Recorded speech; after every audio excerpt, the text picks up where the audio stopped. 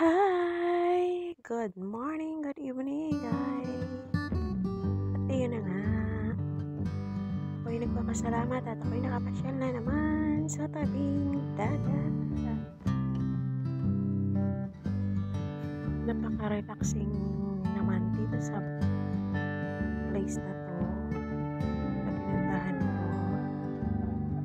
Talagang mapayapang aking at kapanapanataw ang aking kalooban pag nakakita ako ng ganitong lugar na tahimik at maganda sa aking paningin. Guys, punta ko dyan. Binidyo ko yung mga bato-bato na yan na nakikita lang yung bato. Pero yan po ay mga shell clumps, seashells na pinagtanggalan na ng laman. Diyan nila tinatapon sa tabing dagat. Hindi ko alam kung anong bakit. Kung anong bakit may ganun. Basta hindi siya mga bato. Sa part naman na yan maraming bubog. Yung mga buti-buting basag. Pero ganun pa man, wala naman akong balak pumunta dyan ay mag-apak dyan kumbaga, at dahil yan ay may pader at ako po ay nakasandal sa pader para makuna ng video ang niyang magagandang tanawin na inyong nakikita. Ayan, nakikita ko pa yung building namin. Yung building namin, ayan, building namin yan, doon kami sa pinakataas na taas. Ayan, nakikita niyo yan, yun yung building namin. Ako ay tumakas lang at ako'y naglakad. Siguro mga 2 hours akong naglaho sa aming bahay. Ngayon pa rin, continuation niya ng isang video ko. Naglakad pa rin ako dyan sa Eskinita. At pinasok ko nga iyan, Eskinita na iyan. At yun, meron ng may mga bukas na tindahan ng mga seafoods. Ayan,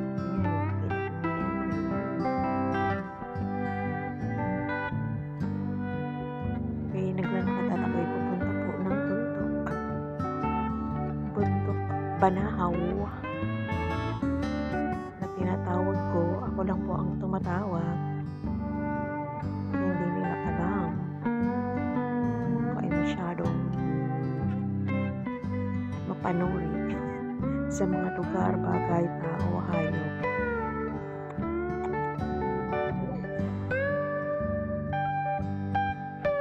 At yun nga guys, ang haba ng nilakad ko dyan dahil yan ay daan hanggang bundok na dinadaan ko nga po ay sa mga restaurant, hindi ko mabasa. Yan siya, yung mga pinupuntahan ng mga puti, mga western people na dinadayo nila.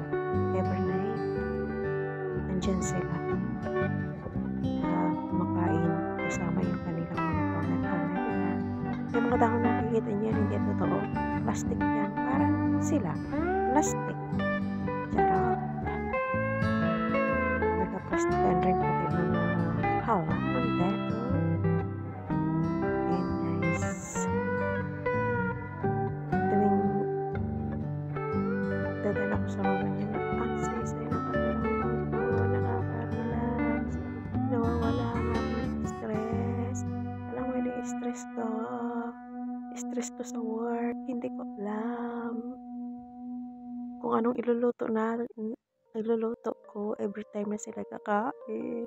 Anong recipe, anong soup, anong gulay. Kaya ako muna ay nag-aliw-aliw. Nag-aliw muna ako sa paglalakad. Guys, yan ay umaga. Maaga pa. Bagong sikat ng araw. At dahil nilalamig ako, malamig ang panahon, yun nga, naisipan kong maglakad. At baka nagpapakasakaling ako'y pawisan, ay hindi naman ako pinapawisan sa sobrang lamig. Diba? Ganun, may araw nga. Ako ay nakabalot pa diyan ng mga sweater, long sleeve, may warmer pa. Ganun katindi ang lamig dito.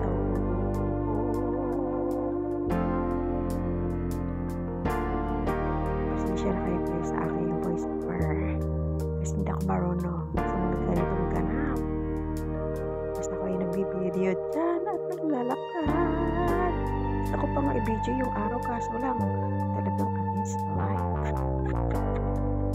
Gusto ko i-video yung araw pero hindi makita ang liwanag sa cellphone.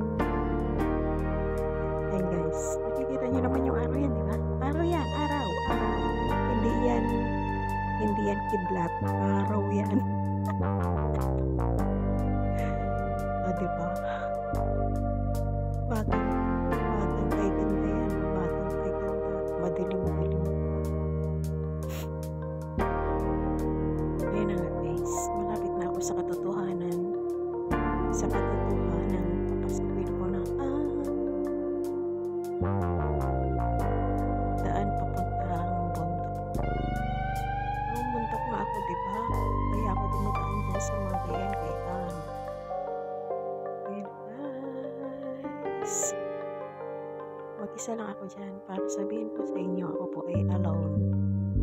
Alone hiker. Hiker ng patag. Diba? Yung iba dyan nagdaan ng aso, nagpapupo sa daan.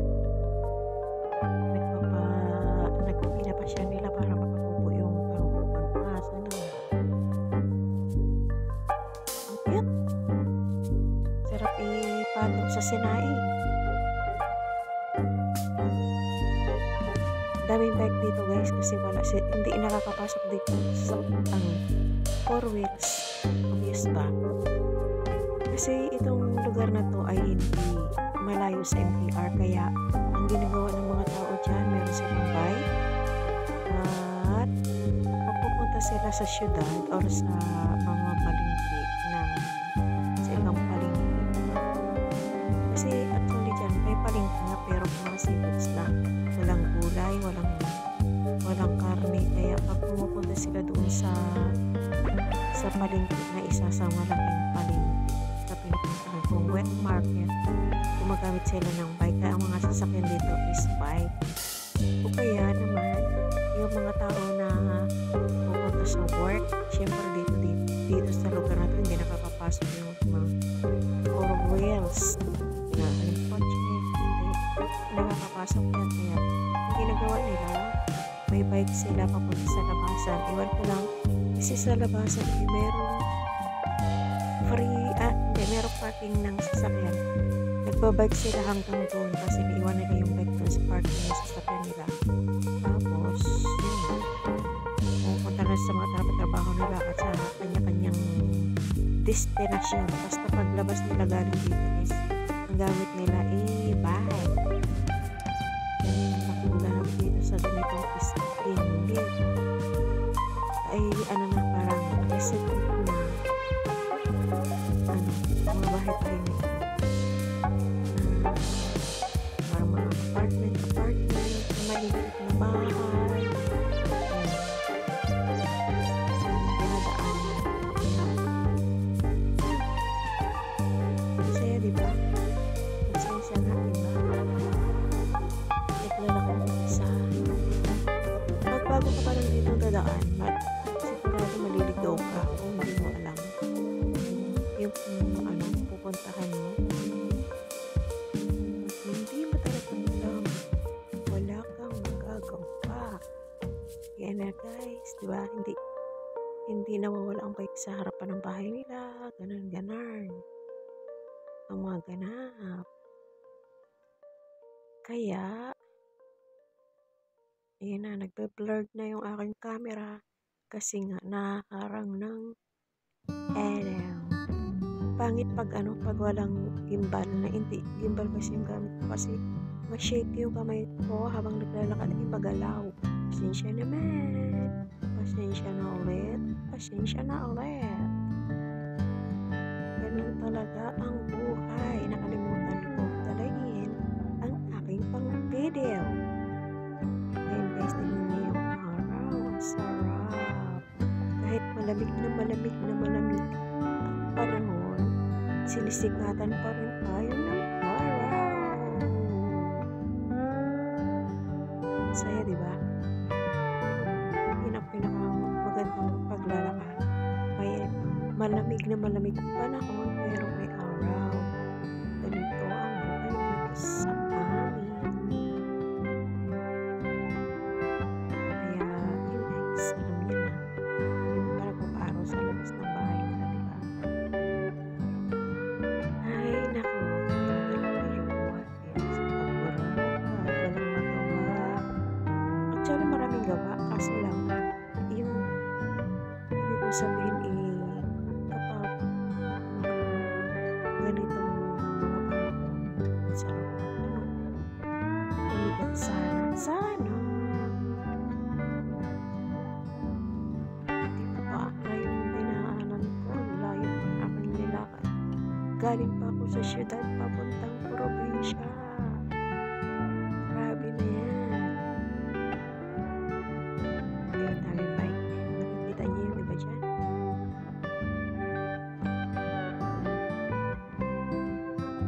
Kahit na maliliit yung bahay dito guys, alam nyo, kompleto sila.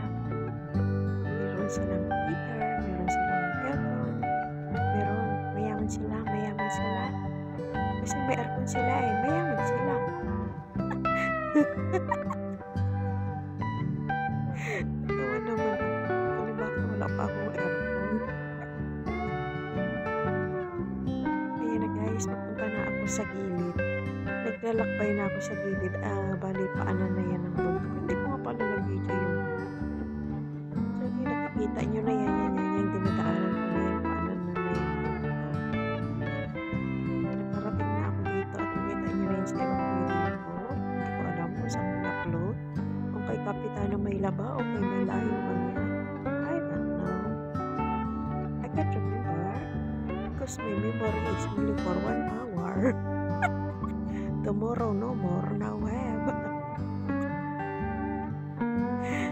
Diba? Ayun guys, naglalakbay ako sa tabi ng gilid ng bundok. Ayun yung may mga linas. Palimutan ko nga po video yung kabila niya. Pinaglalakaran ko. Alam niyo ba? Ayan doon yung service nila oh. Diyan, yung parking lot na yung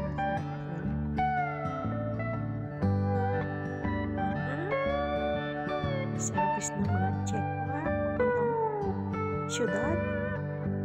Tsaka ayan nga pala guys, papasok ko dyan sa templo. Temple, yung pinag-aanohan nila ng kandila nila, pinagtitirita nila ng kandila. Dadaan lang ako. Hindi ako mag-i-stay. Papasok ko dyan. Siga tayo siga.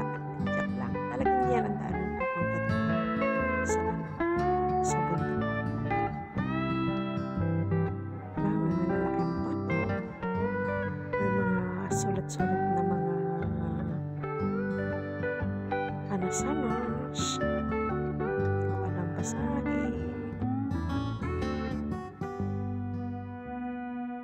Ay, hindi nakita. O diba, pinagmukha mo kong tanga.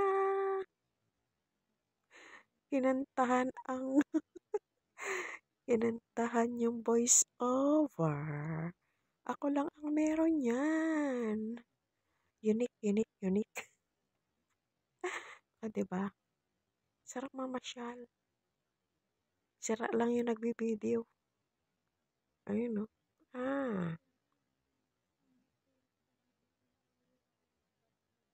Ang linis ng kalangitan, pero ang lamig ng panahon. Saan ka pa? Lalaki ng bato. Bato yan guys, bato. Hindi yan rock. Bato. Batid, batid. O, 'di ba? Yan na guys, dito na ako mag-i-stay. Actually, pupunta pa ako sa isa pang sa bundok. Makikita at mapapanood nyo yun sa aking next video ulit. Hindi ko lang alam kung saan ko i-upload. Bahala na kayo maghanap. Basta nasa dalawang channel lang yan. Kay Kapitana or kay Kapitana Mayla or kay Mayulahing Mangyan.